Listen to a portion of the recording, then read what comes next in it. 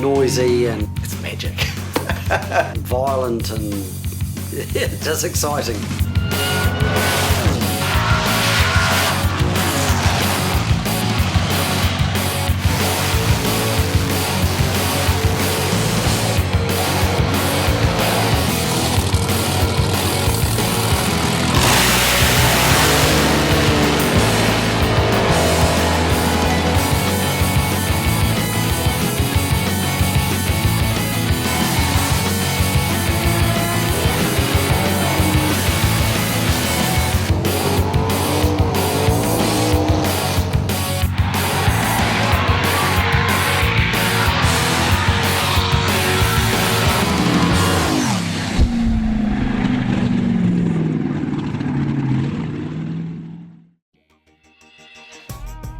It was built in the States and must be from photos I've seen in the early 70s by Tom Hanna, who at the time was one of the preeminent car builders and active to today. And it was one of the first rear engine top fuelers built. I remember this car when I was still at school. There was a bloke called John Agnew had it, and it was painted bright red and it had the name Texas Fireball emblazoned on the side. Knew that it was a Hanna, and I believe that's like hand folded aluminium, all the panels and that as well. Probably has the best pedigree of any drag race car in New Zealand. I recall when it came into the country in 1980, I think on its first or second race meeting with Clarkson and Weimer, it immediately reset the top alcohol dragster national record. Then only a meeting or two later, so we're talking 1981, the car actually ran a 7.1, which was faster than any fuel car had ever gone in New Zealand. So this was pretty amazing. People were pretty excited about Mike Gearing and you know, those guys running mid-sevens. And here was an alcohol car coming out and going faster than a fuel car had ever gone in New Zealand. That was a pretty big deal. Then, just to cap it off, it became the, and again in the same year, I think still 1981, it became the first New Zealand car to run a 6-second pass.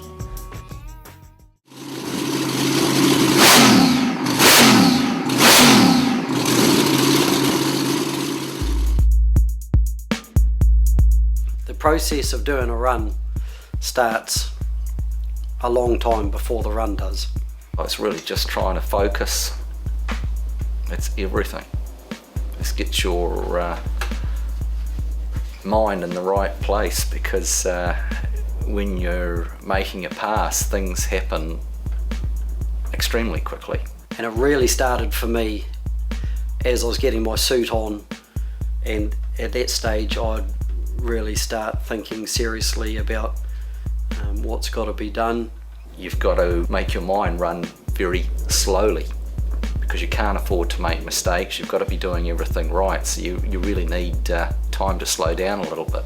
As I was getting belted into the car, which is very restrictive and uncomfortable, I'd put the visor down on my helmet and just start doing my own thing and not worry about everything else is out of my hands at that stage.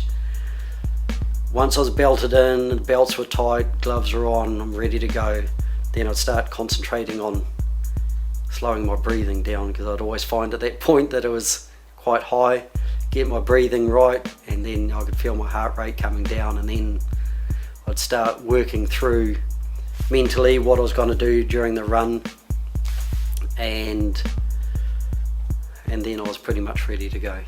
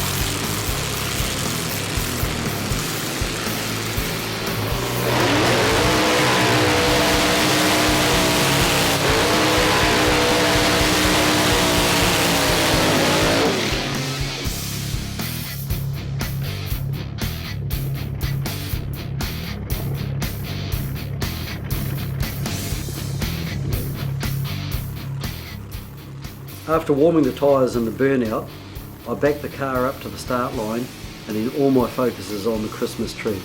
If you want to win a race, you've got to cut a good light.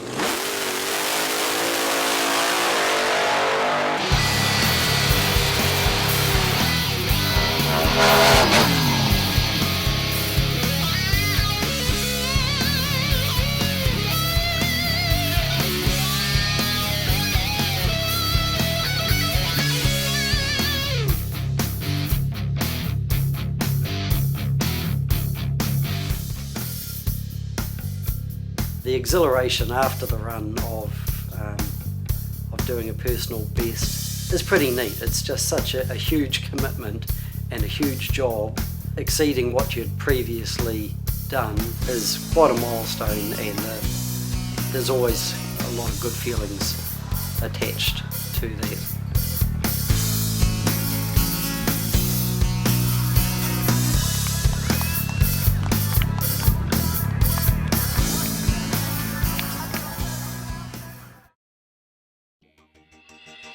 James usually calmed down for a bit, got his head around what just happened.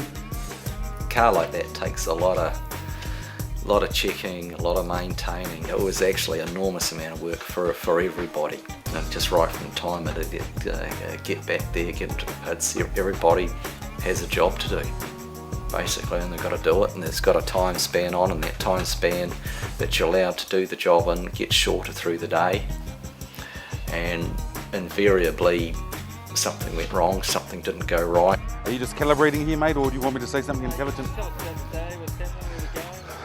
What's fucked? What else can you say? Thought it was a blowout, and it is more. Yeah, well, at this stage we've got a bit of a problem. Number 3 cylinder here is not running. It's got a broken lifter by the looks. So we'll just pop things apart, see if we've got enough parts to put it back together today and go from there.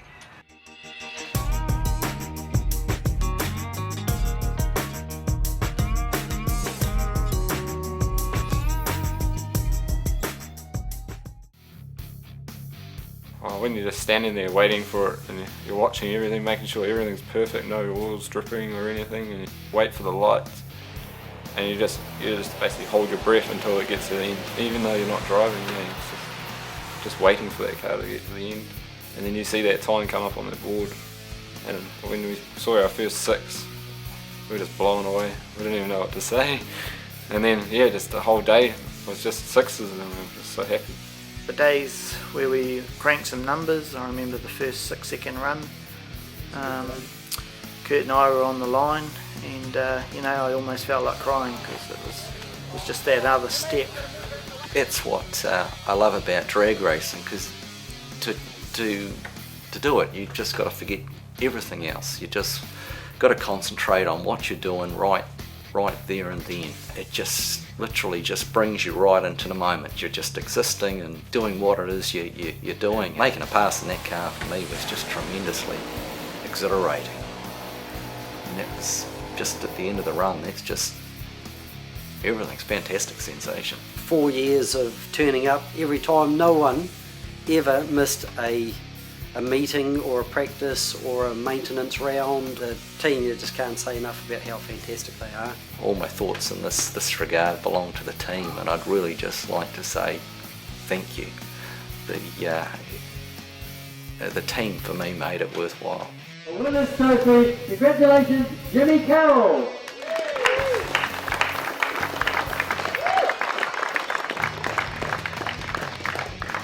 Big thanks to everyone here at Fram for putting on another good day.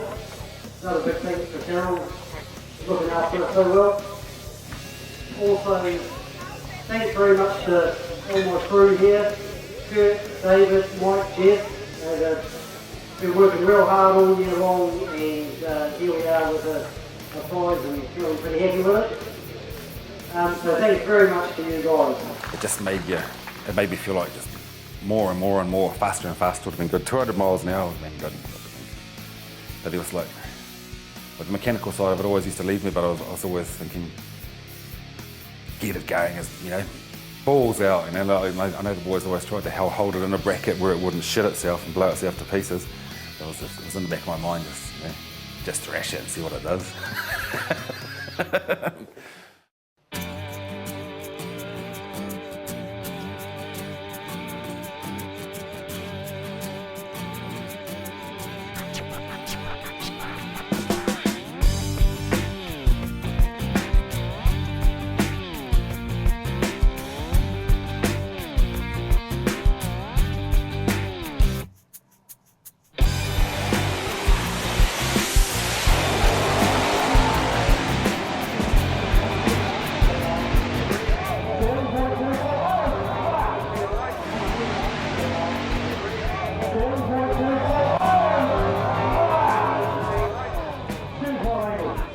And your place at the other end of the track.